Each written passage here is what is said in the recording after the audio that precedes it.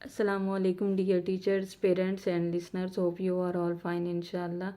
आज मैं आपके साथ शेयर करूंगी इस्लामिक टीचिंग ऑफ मेथड का 14th रूल यानी इस्लामी तरीक़ा तदरीस का 14वां असूल जो मैंने आपके साथ शेयर करना है आज। उसका अगर मैंने उसके कुछ पॉइंट्स निकाले हैं, अगर उन पॉइंट्स को मैं टाइटल बताऊं कि अगर 14th रूल जो है इसका अगर मैं टाइटल अनाउंस करूं तो वो इस तरह होगा कि बच्चे हमारी नहीं सुनते। ये आज का टॉपिक है और इसमें ये है कि मैंने इसको इस तरह से सेट किया है कि बच्चे हमारी नहीं सुनते क्योंकि हम भी बच्चों की नहीं सुनते। ये एक्चुअल में ये जो है टॉपिक जो है ये बनता है कि बच्चे हमारी नहीं सुनते। वो क्यों नहीं सुनते? क्योंकि हम भी बच्चों की नहीं सुनते। ठीक है, अब इसके साथ इसके 5 पॉइंट मैंने निकाले इम्पोर्टेंट जो मैं आपके सामने रखती हूँ। उसमें सबसे पहले ये है कि अगर हम बच्चे का मजाक उड़ाएं तो उस पर मतलब कि अगर बच्चे हमारी नहीं सुनते तो उसका जो क्यों नहीं सुनते उसका जो पॉइंट 1 जो है वो ये है कि हम बच्चों का मजाक उड़ाते हैं, जाने में या अनजाने में हम बच्चों का मजाक उड़ाते हैं।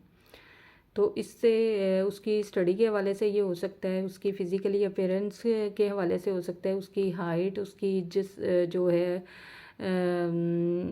टॉल है या शॉर्ट है, या उसका ये जो या वो खुद फिज़िकली वो फैट है या थिन है, या उसका स्किन कलर जो है वो ब्लैकिश ग्रे है या बहुत ज़्यादा फेयर है। तो ये जो चीज़ें इसका उसका मजाक उड़ाया जाता है। तो इससे जो बच्चे पर क्या असर होता है, बच्चा बुज़दिल हो जाता है, वो डरना शुरू हो जाता है, वो खौफ खाना शुरू हो जाता है कि लोग मेरे बारे में किस तरह की राय रखते हैं, और वो बाहर निकलना और कोई भी अपना जो काम है उसमें परफॉर्म करना या कंपेटिंग करना, पर टेक पार्ट करना, वो उसके लिए उसको उससे खौफ आना शुरू हो जाता है कि मैं तो मतलब लोग तो मेरे बारे में इस तरह की राय रखते हैं। तो एक तो ये है, इस वजह से भी बच्चे जो हैं वो दिल में वो खौफ खाकर वो किसी भी, आप कहेंगे चलो उधर सलाम करो, घर में मेहमान आए उनको सलाम करो, या तुम क्लास में टीचर कहेगी कि टेक पार्ट क्यों नहीं करते हो, या पेरेंट्स उस पर ज़ोर डालें कि तुम क्यों नहीं कंपेटिंग करते क्लास में किसी एक्टिविटी में, तो बच्चा जो है वो जो उसका मजाक उड़ाया जाता है ना, इससे वो बच्चा सहम जाता है, बुज़दिल हो जाता है, वो किसी भी चीज़ के करने के काबिल ही नहीं रहता। अब इसका जो दूसरा पॉइंट है वो ये है कि अगर बच्चे पर एतमाद ना किया जाए तो, यानी हम छोटी छोटी एक्टिविटीज़ दे के बच्चे पर एतमाद कर सकते हैं। यानी अगर हम उसको जस्ट लाइक आजकल जो मोबाइल बच्चे इतना यूज़ कर रहे होते हैं, तो हम बच्चे को मोबाइल दें और उनसे टाइम दे दें कि इतने टाइम से लेके इतने टाइम तक आपने यूज़ करना है, उसके बाद आप उसको ट्रस्ट करें उस पर, और ठीक उतने बजे जाके फिर आप उससे ले लें। बार बार उसे ये ना कहें कि मेरा इतना टाइम रह गया है, अब इतना टाइम रह गया है।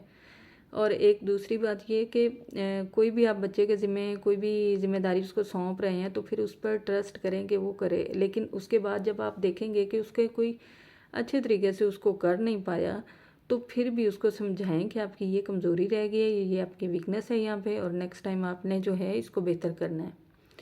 तो बच्चे पर एतमाद ना किया जाए अगर, तो बच्चा जो है वो धोखा देना सीखता है।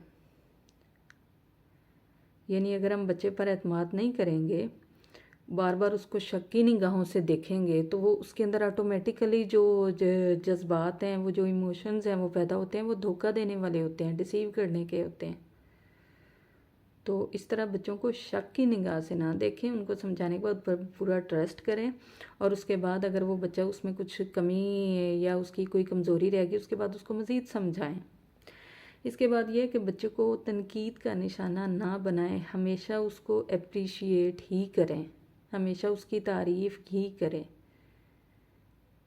यानी तनकीद इस तरह ना करें कि तुम तो ऐसे हो, तुम तो कुछ कर ही नहीं सकते, तुम्हारे तो हर दफ़ा ही इतना ग्रेड आ रहा है तुम्हारा तो, या क्लास में इस तरह टीचर उसके साथ करती हैं। तनकीद ना करें बच्चों पे। अगर उसने 10 में से 1% लिया है ना, 1% उसने गेन किया है, तो एटलीस्ट उसने 1% तो गेन किया ना। अगर आप उस पर तनकीद करेंगे तो उसने जो कोशिश की है, भले आपके कहने पे की हो, लेकिन अगर आप उसको बार बार तनकीद करेंगे तो उसने जो 1% एफर्ट की है वो उसको भी तर्क कर देगा, वो उससे भी भागेगा, कोशिश करना ही छोड़ देगा। ठीक है।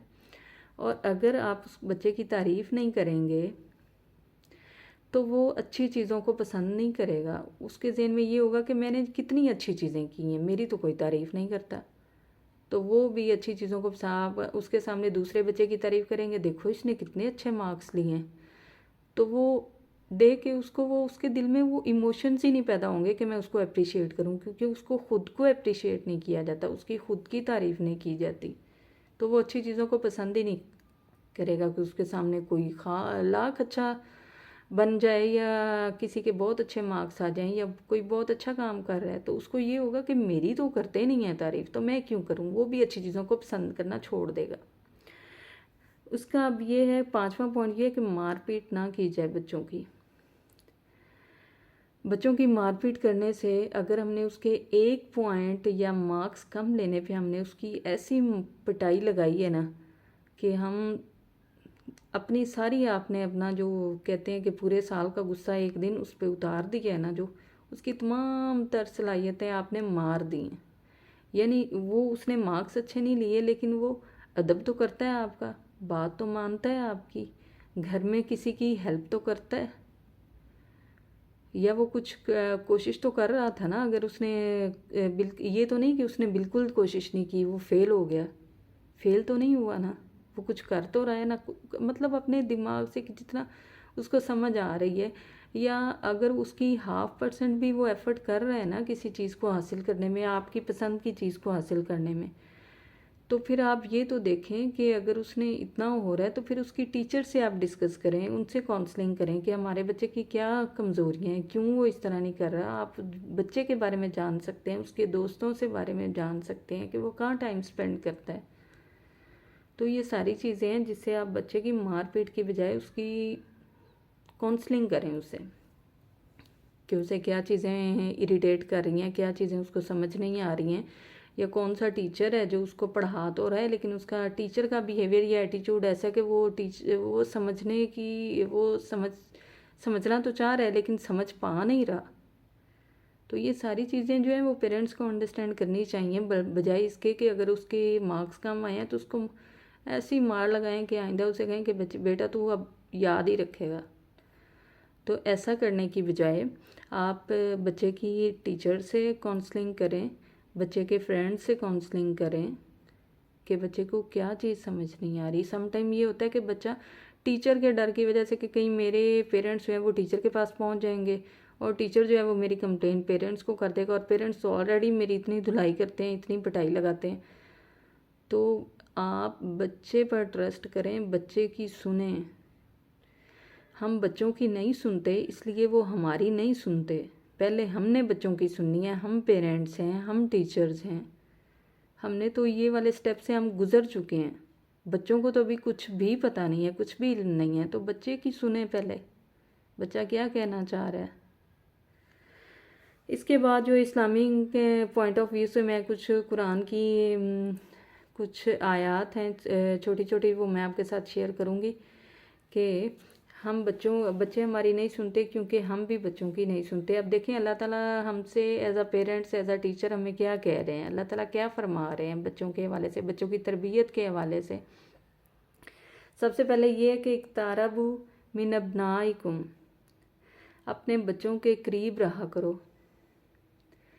यानी इसका क्या मतलब है, इसका मतलब ये नहीं है कि बच्चों को हर वक्त गोद में उठाए फिरें, मतलब इसका ही मतलब ये है कि अपने बच्चों के करीब रहा करो, उनकी जो भी वो काम कर रहे हैं, जिस तरह की वो एक्टिविटीज़ में इन्वॉल्व हैं, उनके करीब रहा करें, उनकी जानें, उनको एनालिसिस करते रहें, उनका जायज़ा लेते रहें, उनकी पढ़ाई का, उनके खेल कूद का, उनकी फ़िज़िकली एक्टिविटीज़ का, उनकी मेंटली एक्टिविटीज़ का, और उनके इमोशंस जो हैं उनको चेक करते रहा करें कि उनके इमोशंस किस लेवल पे जा रहे हैं। अगर वो एग्रेसिव हो रहे हैं तो क्यों हो रहे हैं। इसलिए अपने बच्चों के करीब रहेंगे तो आपको पता चलेगा ना। दूसरी इसमें एक आयत है कि वशाविरूहुम, और उनसे मशवरे करें। अब ये है कि उनसे मशवरे करें कि अपने बच्चों से डिस्कस करें कि आज उनके स्कूल में क्या हुआ, आज उनकी जो न्यू टीचर हैं या जो टीचर छोड़ गई हैं वो किस तरह की थी, और आपका टीचर के साथ कनेक्शन या रिलेशन किस तरह का है। आप इजीली कम्युनिकेशन कर लेते हैं, कन्वर्सेशन कर लेते हैं आप अपने टीचर्स के साथ, या क्या चीज़ आपको परेशान कर रही है, या बच्चों के टॉयज़ लेने हैं या बच्चों की बुक्स लेनी है या ड्रेसेस लेने हैं तो आप उनसे मशवरा कर सकते हैं। घर की कोई चीज़ लेनी है तो उस सिलसिले में आप बच्चों को ये आपने थोड़ी देखना है कि हाँ हमने बच्चे के मशवरे पे अमल करना है, आपने सिर्फ उनको सिखाना है कि हम उनसे मशवरा कर रहे हैं, कल को बच्चे भी आपसे मशवरा करेंगे। इस तरह आपका जो कम्युनिकेशन गैप है बच्चों के साथ वो ख़त्म हो जाएगा और बच्चे ईज़िली आपसे हर बात शेयर कर सकेंगे।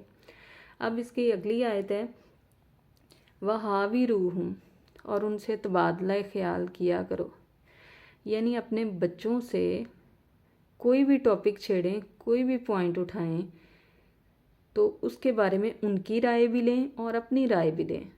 यानी अगर बच्चों ने आप कोई भी टॉपिक ले सकते हैं, जैसे वादा करना कैसा है या वादा खिलाफी करना कैसा है या वादा करके तोड़ना कैसे है, इसके बारे में बच्चों की भी राय लें और अपनी भी राय दें। इस तरह आप तबादला ख्याल करके बच्चों को ट्रेनिंग दे सकते हैं, बच्चों को समझा सकते हैं, बच्चों की तरबियत कर सकते हैं, बजाय इसके कि उन्हें कहें ये तुमने ये कहा था ना कि मैं ये करूँगा और अब तुमने नहीं किया, इस बार पे उसे दे थप्पड़ लगाएं एक। तो इस तरह की बातें नहीं होनी चाहिए। उनसे तबादला ख्याल करें, फिर कोई भी सच बोलने के बारे में उनसे तबादला ख्याल करें। आप अपनी जो ख्यालात हैं, जो राय है वो दें और उसके बाद बच्चों को समझाएं और बच्चों की भी सुनें। बच्चों की सुनेंगे तो वो बच्चे आपकी सुनेंगे। इसके बाद है जो नेक्स्ट इसका है कि वह अक्सिबूहुम कबला तख्सिरूहुम, यानी उनके दिल जीत लो कबल इसके कि तुम उन्हें हमेशा के लिए खो दो। अब ये देखें, इसमें अल्लाह ताला फरमा रहा है कि अपने बच्चों के दिल जीत लो कबल इसके कि तुम उन्हें हमेशा के लिए खो दो। यानी जिस तरह का हम रिलेशन या एटीट्यूड और बिहेवियर बच्चों के साथ रखेंगे, कल को बच्चे भी वही बिहेवियर और वही एटीट्यूड जो है वो हमारे साथ रखेंगे, यानी पेरेंट्स के साथ रखेंगे और टीचर्स के साथ रखेंगे। अगर हम आज बच्चे पे यूं गुस्सा कर रहे हैं, उसको मार पीट रहे हैं, उस पर तनकीद कर रहे हैं, वो बच्चा डरा हुआ है, सहमा हुआ है, वो आपके गले लग रहा है, तो ना ही वो आपसे इतना डरा हुआ है कि वो आप कमरे में आके बैठते हैं तो वो बाहर निकल जाता है। तो इस तरह का एटीट्यूड और बिहेवियर जो है वो कल को बच्चा आपके साथ ये उसका इसी तरह ही रहेगा, वो बदलेगा नहीं फिर।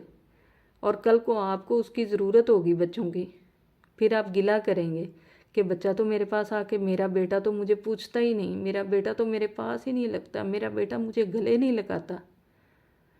तो आज आप बच्चों को इस तरह की ट्रेनिंग दें, उनको अपने साथ इस हद तक अटैच करें कि बच्चे जो हैं वो हर चीज़, हर अपनी प्यारी बात, हर अपनी बुरी बात, हर अपना इंसिडेंट आपके साथ शेयर करें,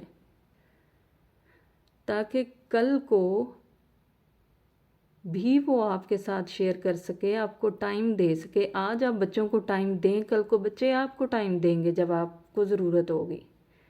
तो बच्चों की इस तरह से ट्रेनिंग करें। ये इस्लामिक टीचिंग ऑफ मेथड का 14th रूल था जो मैंने आपके साथ शेयर किया। इंतहाई इम्पोर्टेंट टॉपिक है ये कि बच्चे हमारी नहीं सुनते, क्योंकि हम भी बच्चों की नहीं सुनते। आज हम बच्चों की सुनेंगे तो कल को बच्चे भी हमारी सुनेंगे। अगर हम आज बच्चों की नहीं सुनेंगे तो बच्चे भी कल को हमारी नहीं सुनेंगे। अगर हम बुज़ुर्ग हो जाते हैं, एज अ पेरेंट्स हम कमरे में होते हैं, तो बच्चे अपने काम में बिज़ी होंगे, जैसे हम लोग आज बिज़ी हैं, बच्चों को टाइम नहीं दे रहे। इसी तरह कल को बच्चे बिज़ी हो जाएंगे और हमारे लिए टाइम नहीं होगा उनके पास। इसलिए आज ही बच्चों को इस तरह की ट्रेनिंग दें कि बच्चों की सुनें, ताकि बच्चे भी आपकी सुनें। Thank you so much.